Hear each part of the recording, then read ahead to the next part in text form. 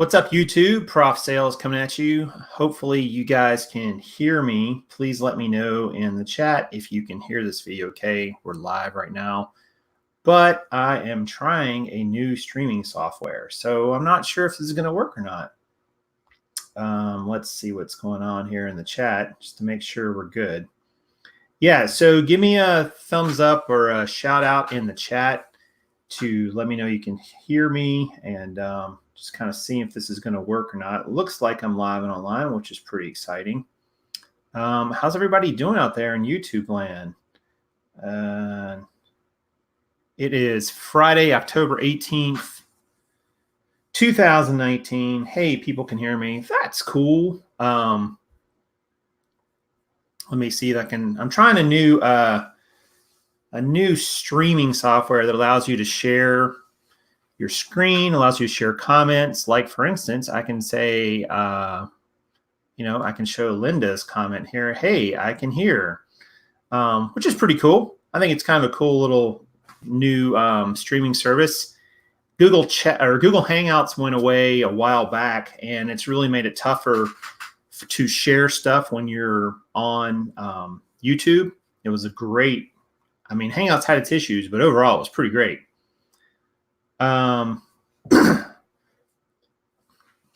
So yeah, we'll be doing some of that while we're going. Looks like I'm a little behind the comments, so keep that in mind. But I wanted to talk today about Amazon's most recent message, and it kind of brings up a bigger question. That's not just a question for Amazon sellers, but it's also a question I think for all of us, and it has to do with inventory that hasn't been selling. Like that's the $64,000 question. What do you do with inventory that hasn't been selling? And I'm going to share a message that Amazon. Sorry, it looks like I'm off center in this photo. It's driving me crazy. I'm going to share a message that Amazon has sent out about inventory. This time of year in fourth quarter, Amazon is really full. The fulfillment centers and so on. Space becomes at a premium. And as you guys know, when you have more stuff in your space, it's harder to be efficient and to be able to move things around, to get things out the door quickly. Amazon's moving towards this one-day prime shipping for everything on the platform. And that's really a big challenge. So Amazon looks to purge all their stuff out of their fulfillment centers that they can. And the way they do that is they offer for you as the reseller, you as the seller on the platform, they offer a way for you to do what are called free removals. And they do this usually in October. Removals usually cost, somebody correct me, I think they cost around 20 cents an item normally. Maybe it's 15. I don't know why I have 20 in my brain. And you can have Amazon dispose of the item, or you can have it send them back to you. But in October, they often will run a promotion where they will give you free removals because, again, they want to get rid of inventory. Illinois Picker says it's 15 cents to remove, 50 cents to send back. Thank you for sharing that. So I'm going to share with you what the message said. Let me see if I can pull that up. So you should have gotten a message probably that looks like this. Hopefully you guys can still see me. Yep, you can. Okay, cool. Make sure this works all right. And it says effective January 21st, 2020, they're changing the IPE threshold for storage limits to 400. It was 350, so they're making it higher. And to provide a head start on that, if you have an IPI of 350 or above, they're offering free inventory removal. So instead of paying $15 for every $100 or 100 items you remove, you'll pay $0. So they're letting you get rid of your inventory for free. You can dispose of it. Now, if you have it sent back to you, excuse me, if you have it sent back to you, you're going to pay the 50 cents to send back. You're going to pay shipping basically to send it back to you. So they are doing this, as I said, to get rid of space or to get space in the fulfillment centers because they know so much stuff is coming in for Q4.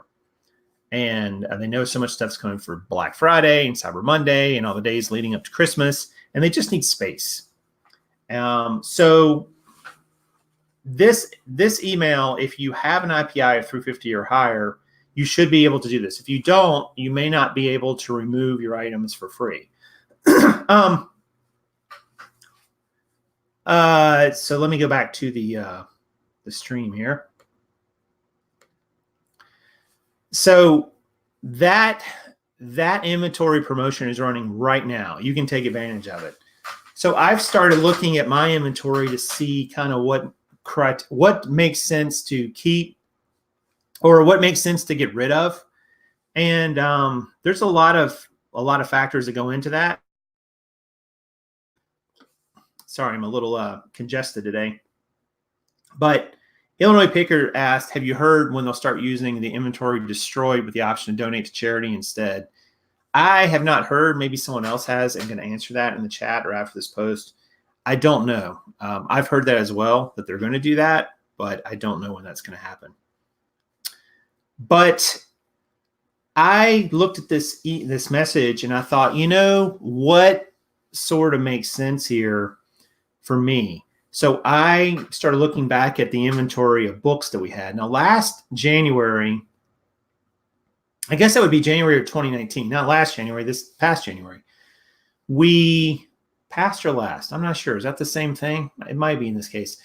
We sourced 1,000 books that month. It was a tremendous month of book sourcing. We wanted to see if we could do that, and we did do it. And we sent all those books in. We got those books over a few weeks. They weren't all in one shot. But a lot of those books have already sold, but there's still, there's still a lot of those books that are left.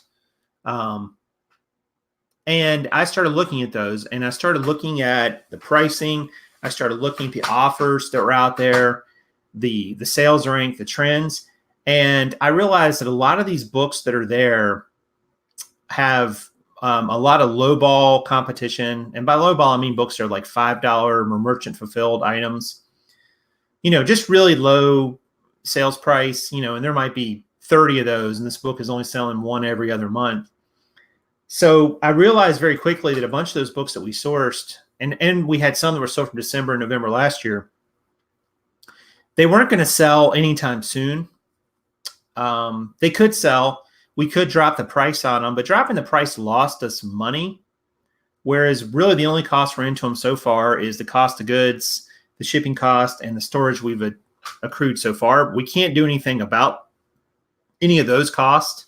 All we could do is get our cost of goods sold back if the book would sell at a 0% return on investment. And the large majority of them would not. They were not going to sell. Like, I would say the average price that most of these books need to sell at was maybe around $8.50.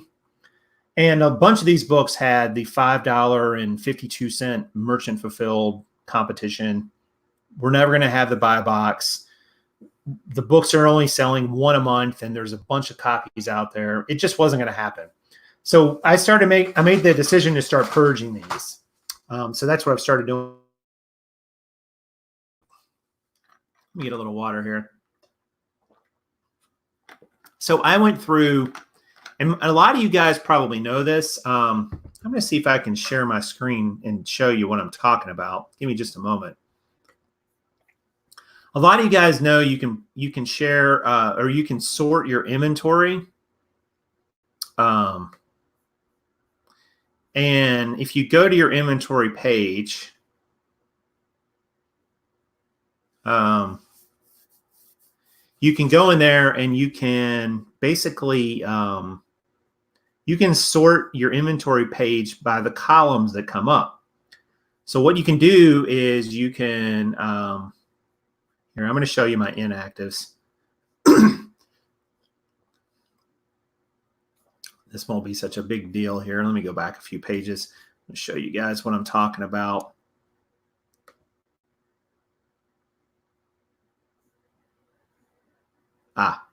Okay. All right. So if I Hang on, this is still loading. So I'm going to go in and share this. Sorry, it's taking me a minute, guys, to learn this new software.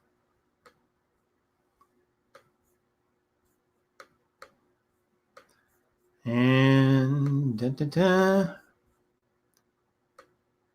okay, so if you see there at the top of that column where it says date created, you can click on that and it will sort that column ascending or descending. So what that allows you to do is go in and find your oldest merchandise, the stuff that you sent in the longest ago. And then you can go across and look at the price.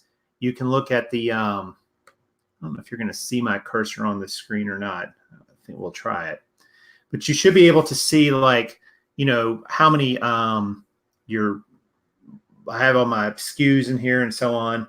But you'll also be able to see like what your price is, what the fee preview is, your mins minus.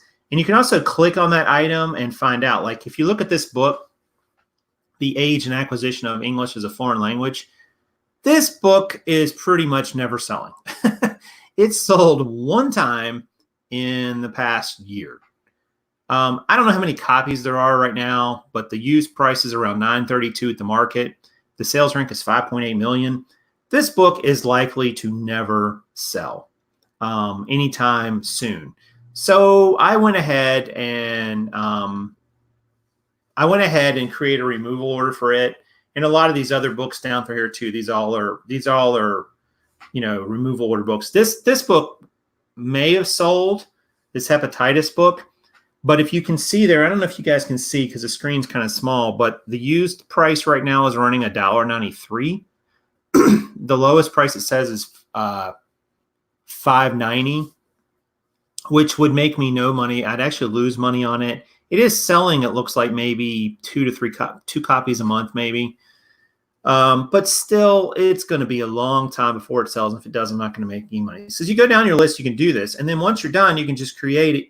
You can just click each of these as you go and create disposal orders. And I'm not going to go into how to create disposal orders here in this video, but it's not hard. Amazon gives you the option to dispose of the item, which means Amazon will take it. They might destroy it. They might sell it to a paper recycler. They might bulk it up and sell it to a book liquidator, any and all the above. Or you can have it sent back to you, as Illinois Picker said, for 50 cents an item. Now, 50 cents an item increases your cost by 50 cents on every single book or every single item you have sent back. I mean, you can do this for any item, not just a book. If an item goes stranded, for instance, you can have it sent back to you. And then you can try to sell it elsewhere, which we'll talk about in a minute. But I just went through, you know, this list, and I had like hundreds and hundreds of books here that I got rid of. And I don't know how many books this will end up total I've ended up getting rid of in the last few days, but I would guess probably around maybe 400, maybe 500 even. It's been quite a few, which is dropping my inventory levels down, but I'm okay with that. And I've sent them to dispose all of them because I'll tell you, like, I could have them all shipped back to me, but now at 50 cents an item, now my cost has gone up, and now I'm into each book for probably closer to $2. Where am I going to sell those books for locally for $2 a piece? Like,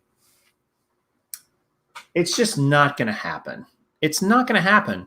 So they're not, most of them, the vast majority of them, 99% of them are not worth trying to sell on eBay. I probably missed a book or two here or there that I could have sold on eBay maybe for a decent amount, or some other book site or some other site.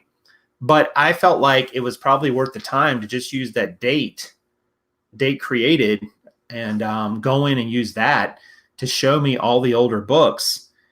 Because, you know, by the way, if I would have kept these books there, this is the other part of this. If I would have kept those books there, I would have incurred another 28 cents. Yes, another 28 cents per book in fourth quarter fees for November and December. So I spend the 15 right now to remove, or I eat 28 over the next 60 days and hope that that book sells for a decent amount between now and the end of December.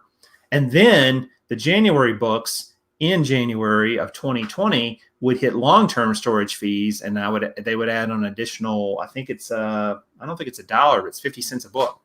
So I would have added 78 cents per book in cost if I would have left these books there another, 3 months. To me, it just makes sense, guys. And you guys probably have your own opinions about this, I'm sure, but books are like a low price commoditized type item. It makes sense probably just to move on from these items. I've had most of these there a year now, or not a year, but 10 months. Time to move on from them. Time to incur no more extra fees. I know the fees suck when you have to do removal fees, but that's why this removal process right now on Amazon is a really good deal, because now you're not paying the 15 cents per item. So it's basically free removal if you do a disposal. And if you do have a few items that, maybe you want to have sent back to you, you can obviously pick those out too and have those sent back to you. And you can try to sell them elsewhere. Maybe even send them back to Amazon at some point. I mean, that's even possible. Maybe, who knows? Maybe you maybe put them on the wrong listing. Maybe it's just not the right time of year, what have you. But it just brings up kind of the question of the show. I'm going to try this little banner here and see if this works. Should you dispose of your slow moving inventory? Or do you think you should bring it back and sell it elsewhere? Now, I know some people are going to say it depends, but once you start having hundreds and hundreds or maybe even thousands of items, which is easy to do with an item like books, you very quickly get into this situation where it doesn't make a lot of sense to spend a lot of time on any one item to figure that out. So I'm kind of curious what you guys think. Should you dispose of them? Do you prefer to have them sent back to you? Because now, I guess part of the reason I don't have them sent back to me is because when they're sent back to you, you have to reinvest time to list them again, put them somewhere else, store them. You got to go back and spend all that time again. And there's still no guarantee they're going to sell. Or even if they do sell, they're going to sell for the amount, that you think they should sell for. So I'm kind of curious what you guys think about that. Should you dispose of these items? Should you send them back to you? What's been kind of your MO? What do you do on eBay? Like on eBay or Poshmark or these other sites? Do you hang on to items? How long do you hang on to them? I mean, I know some people would say I'd leave them listed forever. And therefore I would, it doesn't cost me anything when it's on these other sites but it is space, it is capital tied up. Would you flip them back out to somebody for, 25 cents on the dollar, 50 cents on the dollar, whatever? I don't know. It's a good question. Like when we got out of the jean selling business on eBay, we were fortunate enough to have a guy who wanted to buy all of them that we had left, which I think at that time was a little over 400. And, he purchased all of them at a good price, a very fair price, I felt like. And that was really good for us and good for him because he's building a jean business too. I need to touch base with him. But it made sense to do it all at once rather than try to sell them piecemeal to like a local reseller. We thought about trying to do that, but it just didn't seem like it was that feasible. So that's why we set it up on Instagram. Say, hey, if anybody's interested, you can buy the whole inventory. He was able to even pull the listings off and keep the listings. So he saved that time of relisting them.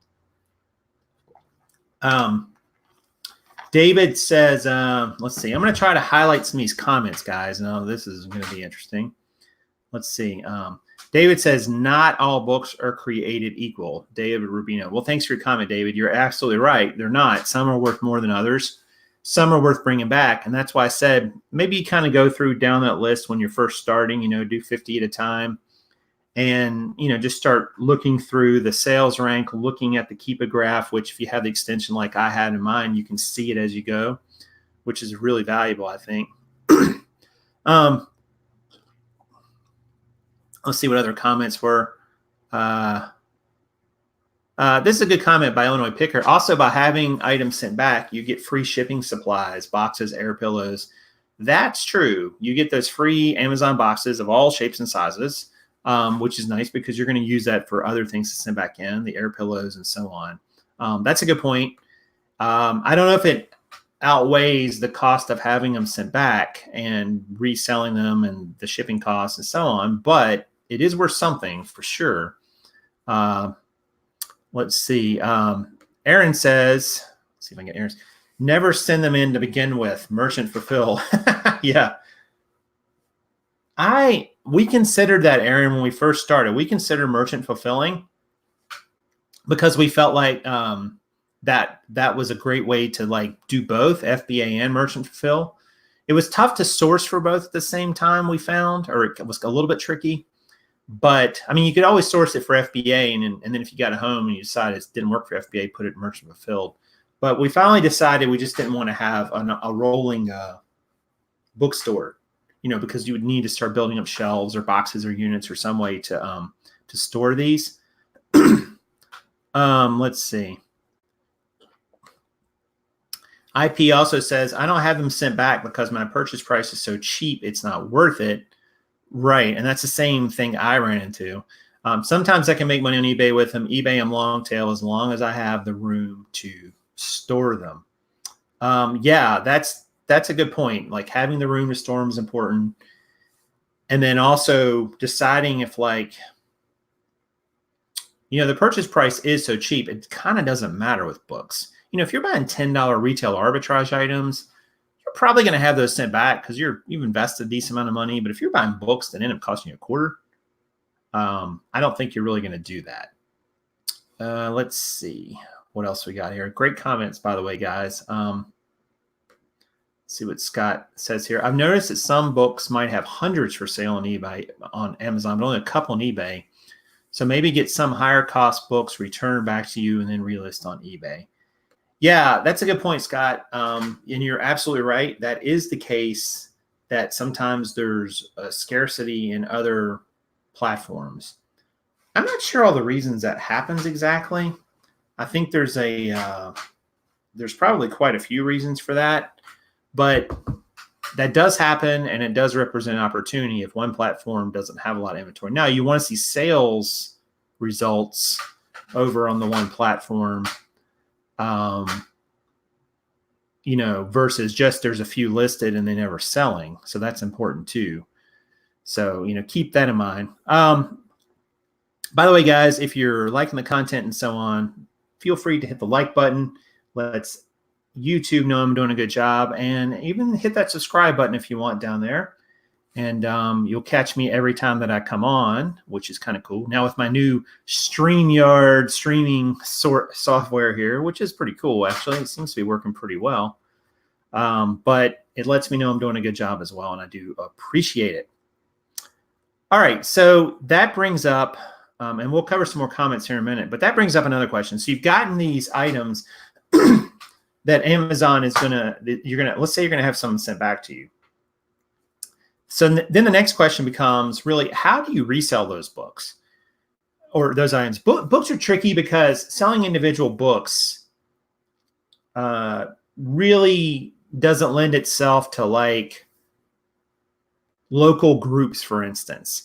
Because like if you're selling, if you've got this autographed copy of the Freedom Writer's Diary, I don't know how much this book goes for, but I'm probably guessing no more than $10 or $11.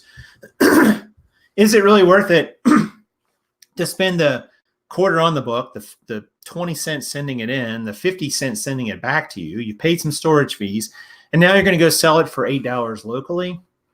Are you really going to drive somewhere for $8? I kind of doubt it. So, how do you go about reselling these items? I mean, I think that's the next question, right? I think if you're selling toys and so on, I mean, I guess you guys could do, I guess we could go the bundle route, right? Maybe that's the reason. Hang on a second here.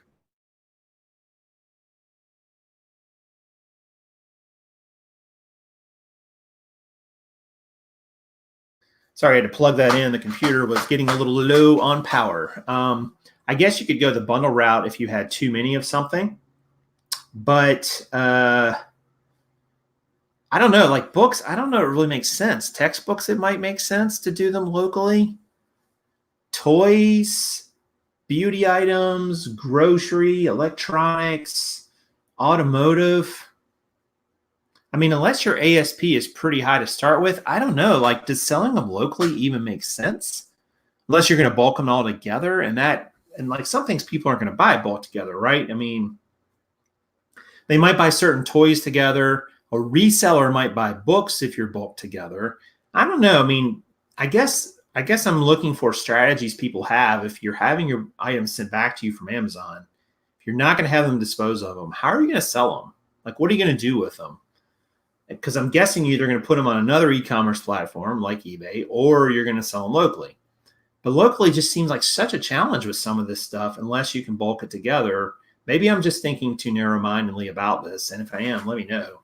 Because I'm not as adept at doing that. And you can't really do it, I don't think, with just run-of-the-mill books very easily. It's just not worth your time. But yeah, that's a good question. Like, how do you deal with the books that or items that get sent back? Let's see here. What's up, Sue? Sue's telling IP that you can use the free returns and send to a charity right now. That's true. I don't know exactly where that is on Amazon, like where you can choose that option, but I have seen it before. And you can say, hey, send these to a charity. Maybe, does it come up when you actually do the disposal, Sue? I can't remember. Maybe that's when it is. And it says, hey, you want to send these to somewhere else? You could just send them straight to that particular charity, maybe, but don't quote me on that. Somebody find out and see if that's the case, because I actually don't know for certain. And this question of like where you're going to resell your stuff, I guess before you even answer that question, you should probably figure out how profitable does something have to be to have it sent back to you.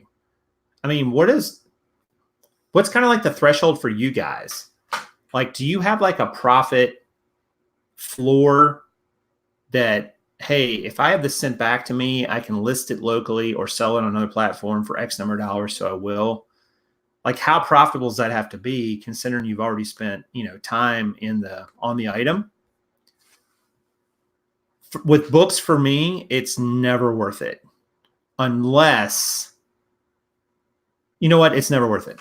I don't sell textbooks really, so I can't think of a book that for the most part I would have sent back to me. It would probably have to sell on eBay or somewhere else for say, and I'd really have to have a good reason to think it'll sell for this much, for probably like $20. 15 might be worth it, but I feel like 20 is probably a better cushion because that gives me a little bit of price. I can drop the price some if I need to. And just most books that I send in, the ASP is not quite that high because those books tend to sell. Like if I source a book that sells for $20 plus, I usually source the book that's going to sell in a reasonable amount of time, and it's already sold. I don't get it back. Like I don't really source, 7 million ranked $22 books because they set for so long. It's such a crapshoot when the rank gets way up there and it stays up there. If you're only seeing one sale every 4 months, and even though there is maybe only 2 or 3 other sellers, it gets tricky, to figure out exactly how long that book's going to sit there. And then the fees start adding up. And I just don't like to do it. So for me, it would probably have to sell for $20 or more before I would have it sent back as a book. But that's just me. Maybe everybody else got a different number. Let's see what else is going here.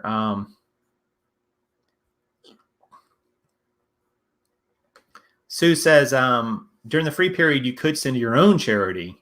Haven't seen the charity option for Amazon to send yet. Okay, so I think, though, you can select a different address, correct? So I wonder, could you send items directly to a local nonprofit that accepts donations? I don't know. Probably, I don't know if I've ever heard anybody ask that question or not. I mean, normally they just want you to drop them off, but I kind of don't see why it would be a problem. The only problem would be is that it wouldn't be clear that it was a donation necessarily, unless, I don't know, can you put a note on those when you do a disposal? I don't remember.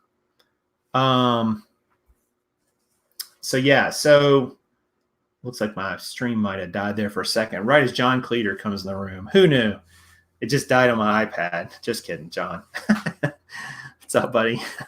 But yeah, so check with your local nonprofits and charities and so on. It's possible maybe you could have a donation sent straight to them. I don't know. I don't know if there's a way to do that or not. That would be actually kind of simple.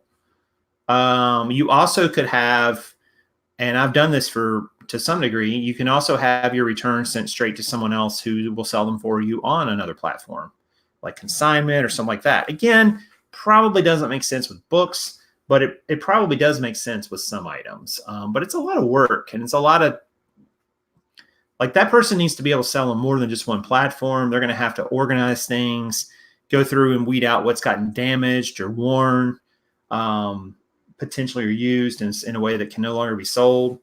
And it's a lot of work for sure. We haven't even talked about that part, like the work of dealing with the returns if you have them sent back to you. This is part of the reason why when I first started selling Amazon again, that I went the book route, because I knew my philosophy was really simple. Once I sent that book to Amazon, I never want to see that book again. Like, that book is either going to end up in a customer's hands or it's going to stay in Amazon until I dispose of it. I never intended for it to come back to me, because I just felt like that was incredible. Like, if it's coming back to you, why did you send it in the first place? You know, like, it's a lot of trouble to list an item, label an item, put it in a box, pay for the shipping, get split shipments, sent all over the country, and then it sits there and you're paying fees for 1 month, 3 months, 6 months, a year, whatever, and then have it sent back to you, and now you got to list it again and do something with it. Like, I just figured that was a lot of work on any one item, especially an item as cheap as books are, and they don't sell for premium like books don't. And so I always just thought, if it goes to Amazon, I'm not going to see it again. That's always been kind of my philosophy. So take that for what it's worth. Maybe you guys disagree with that, and I'm okay if you disagree with that, but it was just kind of the way I always approached it. But yeah, so how profitable does it have to be to send it back to you? I guess in a nutshell, I always look at my labor time to send something in is around $2 per item. Now, the reason I say that is because I'm including in that the time to go get the item, the time to deal with defective items, the time to deal with expired items, the time to deal with, wrong prices charged to you at the checkout, the time to go around and may or may not find something. I mean, all that time gets lumped into that $2 per item figure. So if I can't net at least $2 on it, and the time to prep and ship and send it in, and the risk that it will be disposed of, like some percentage of that $2, like let's say that you have a minimum profit of $2 per item, but you dispose of 10% of your items. Well, now 20% or 20 cents of that $2 is gone on average on any given item. So the $2 per item is my rule. But if I'm going to have it sent back to me, I've got to go back through the whole listing process. I've got to have a storage process. I got to have a packing and shipping to send to a new customer. I'd probably want to be at least 5 at that point, but that's just me. I don't know if you guys have a feeling for that or not. I know Mr. Cleater, who's here in the chat, loves dealing with Amazon returns. Just kidding. But yeah, so I think that like you need to like set a threshold. If you're going to have Amazon send all your items back to you, then you need to have some threshold of profit that you are willing to accept, and just realize that, there's a risk there.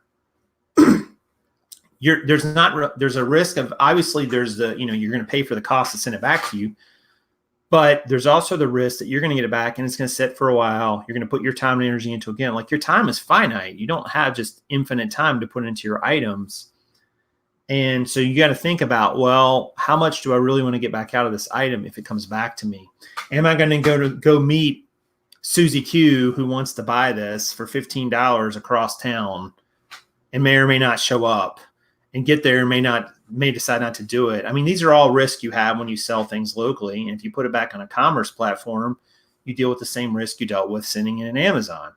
So I just think I would be very, very careful about having items sent back to you. You could really, I mean, effectively, you're doubling your time in all of them, and there's no guarantee you're going to sell them anytime soon or for the same amounts.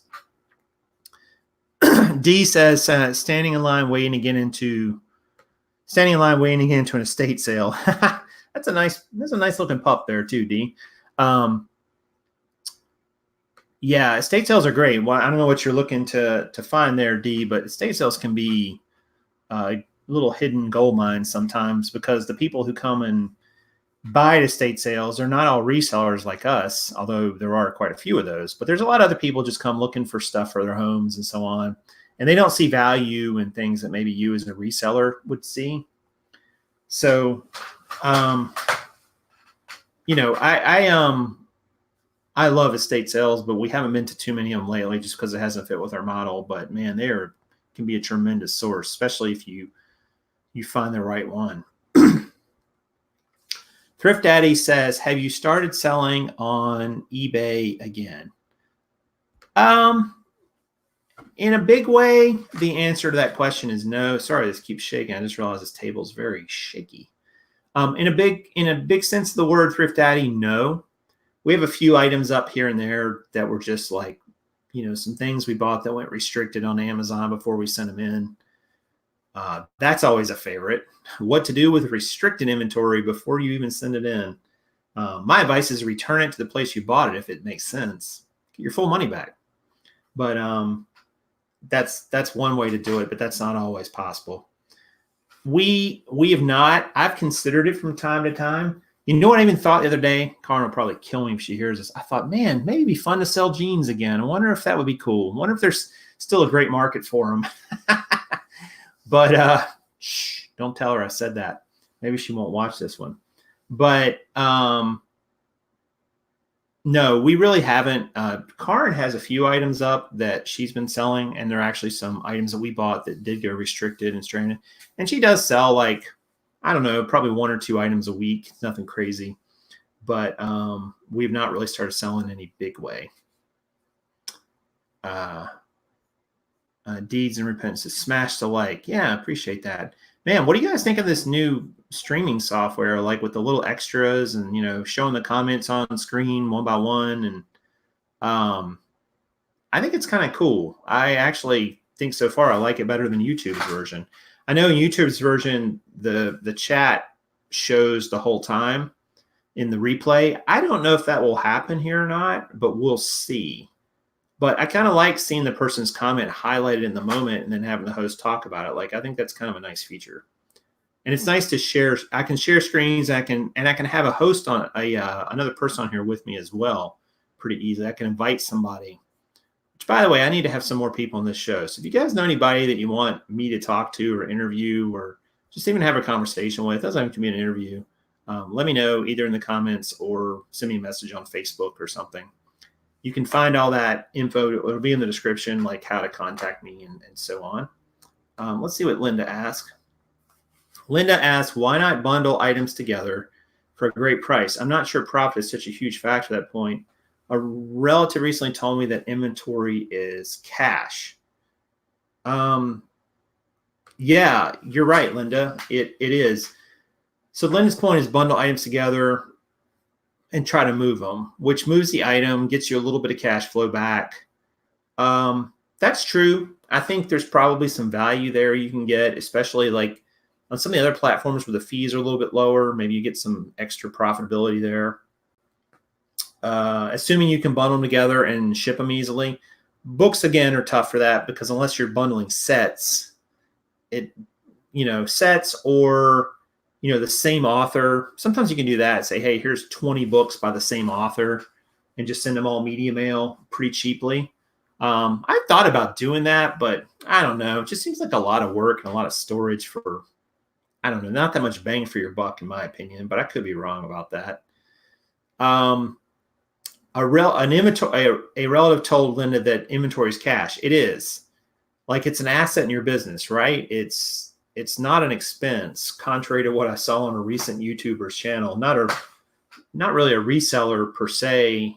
Well, I guess they are a reseller, but they were including the cost of all the inventory they bought in their sales results, their income statement for like a 6-month period, even though they hadn't sold all the items. They bought like 2,000 items. They sold 600 of them, but they include the cost for all 2,000. They didn't understand why it's not really the way you look at it, that those items are still an asset in your business. They're not a cost per se. But yeah, I think you've got to keep money moving in and out of your business. Cash flow is obviously important. So if you can bundle things together when you get them back from Amazon, why not? Books are tougher, but some of the other stuff you could do, I know like Lego, for instance, with which John Cleater knows a few things about. Lego can be sold by the pound, for instance. Even if you don't have sets or you're just parting them out on other sites, you can sell them by the pound. So if you find those in enough bulk, you can do that, for instance, with those. Let's see what else is here.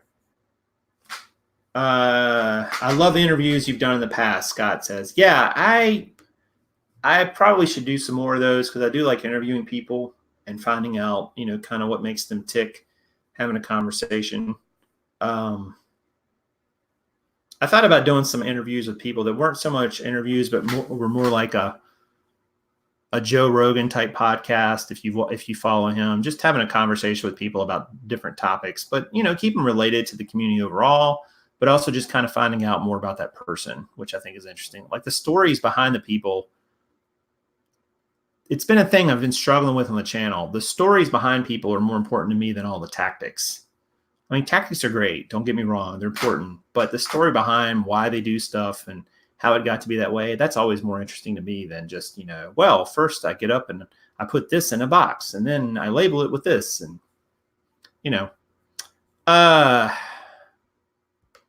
Marrakesh, the Soul Advisor interview coming soon, Jason. Are you talking about Tino Marrakesh? We did a video with him a long time ago. Oh, wow. When was that? That was probably 2+ years ago, maybe. It might have been, yeah. Yeah, like the beginning of, I don't know if it was, well, I don't know. Maybe it was the beginning of 2018 or beginning of 2017. If you log on the channel, one of the first videos you'll see, like the feature video, is the video I did with Tino about him selling a couple $100,000 a year in shoes on eBay. I think he's doing more than that now.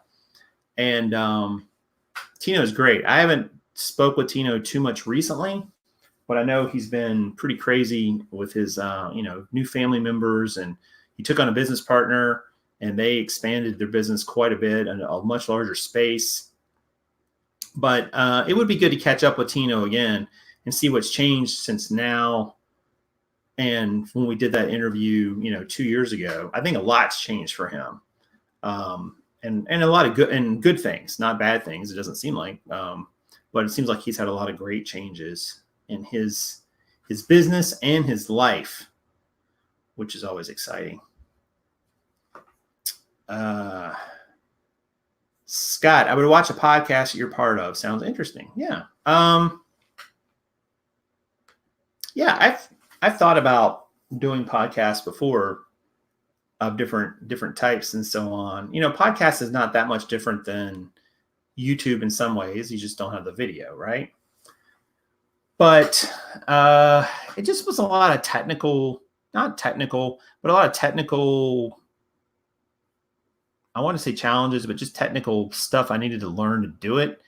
And I just thought like, I don't know if I want to go through all this, learning all this and figuring all this crap out to make it sound good. The podcast has to sound good. It's not just sound good and look good. It's got to sound good.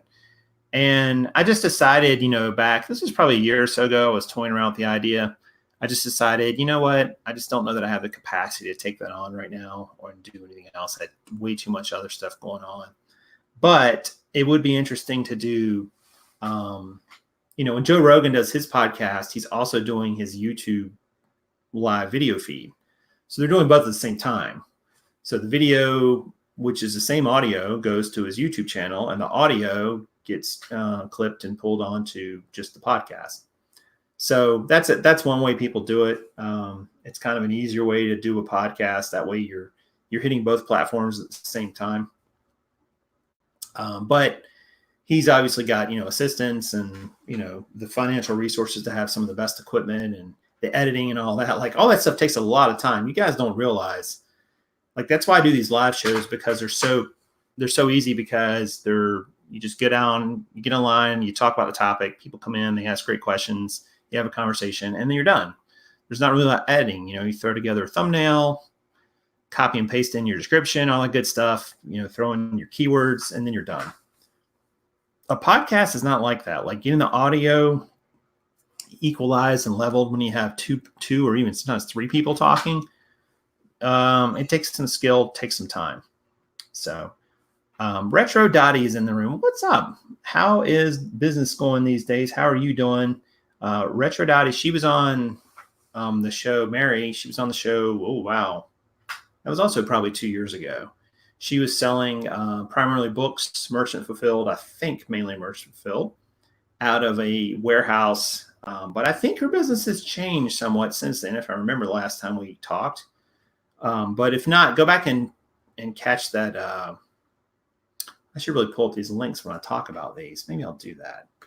Yeah, go back and catch that particular video, because she had a lot of great tips on how to scale up a book business and really be able to, have that have a business like that at scale and not just, ones and twos like a lot of people do. Let's see if I can do by Retro Ice is doing well. No more warehouse, buying from auctions now and private label on Amazon. Yes, that is what we mentioned. Hang on a second. I'll see if I can pull this up for you guys real quick. This is the video with Tino. See if that posts or not. And the one with Mary, let's see. Gosh, I don't even know when we did that one, Mary. Oh, here it is. You're right here. You're right here on the front, the same page as Tino's was. Let me turn down this volume. I don't know why it's even coming up. That's weird. And this is the one with Mary's video. Want to sell thousands of books on eBay. That's right. You were selling a lot on eBay. That's right. I forgot. For some reason, I thought it was mainly Amazon, but it was eBay you were selling mostly on. But yeah, that's cool to hear, Mary. Glad you were doing well.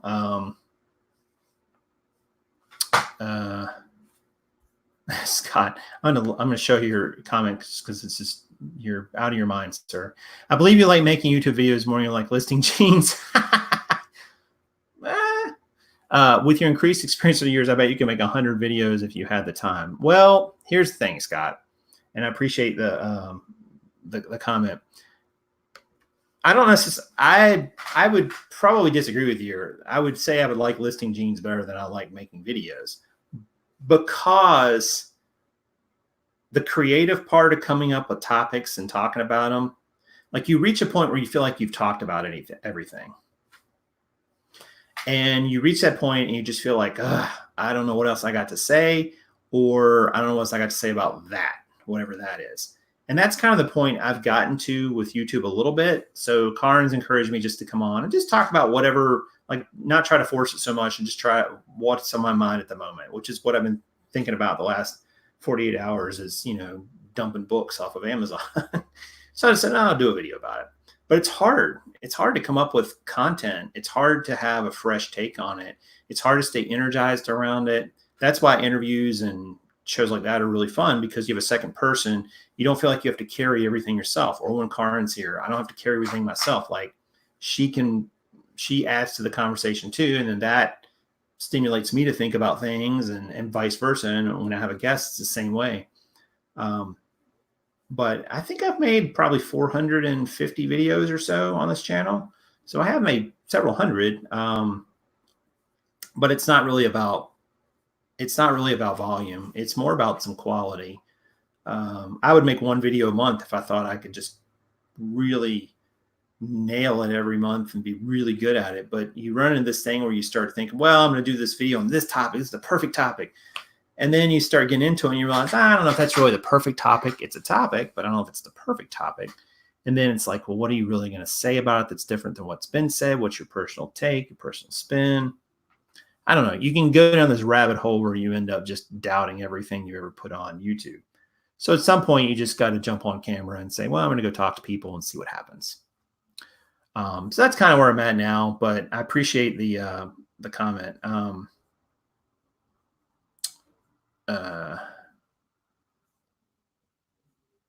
Oh, you're selling coolers, Retro Dottie? Is that what you were saying? I missed that comment a minute ago. Yeah, so anyway, but if you guys haven't dumped your stuff on Amazon that's not moving yet, you still have a couple weeks to do it. But I would highly recommend you go check that promotion out. It's a good time to do it without any fees. It's also just a good time to clean up your inventory and look at your pricing. Like maybe and a lot of you have repricers. If you haven't gotten a repricer and you have hundreds and hundreds of items, you should get a repricer. I'll have a link to one in my description, but you certainly don't have to get that one, although I think it's a really good one. It's one called Be Cool. But you should get a repricer if you have hundreds and hundreds. But even if you do have a repricer, you're going to see like maybe your mins and maxes that you were setting when you set it all up, your min price, max price is now no longer valid. And you need to adjust to that. Get your inventory moving, get that cash flow back in. If it's not moving, get rid of that inventory, get it out of Amazon's warehouse, quit paying those fees, and make sure your IPI score is high so they don't adjust, so they don't restrict your inventory limits. It's probably not a issue for most of us, but when you first start out, especially, you have limits on how much you can send in, and you don't want to run up against that limit. So that is the easiest way to move it, like to keep your items moving and just not have stuff sitting there in the warehouse. Like that's the one thing you can kind of control. You can't control what the market does with your price and so on, but yeah. So don't forget, guys, to click the like button and subscribe before we get done here today. I do appreciate it. There will be links in the description of all kinds of stuff that we use in our business, and whether it be products or software and so on. So I appreciate if you guys check all that stuff out. It's only stuff we stand behind 150% and actually use or have used in the not so recent past. So check that out before you leave. Hope you guys have a great rest of your week and so on. Drummer says, can you do a show on Be Cool sometimes? Tell me what you want me to do, Drummer, as far as the show, and I will do my best to do it. And yes, I have some things coming with that. I just haven't gotten them done yet, but I will do my best. All right, guys, I think that's going to do it for now. So I hope you guys have a great rest of your week and your weekend. Go get some sales, clean up your inventory, and just make it more profitable. And this is Prof Sales again saying good sales to you.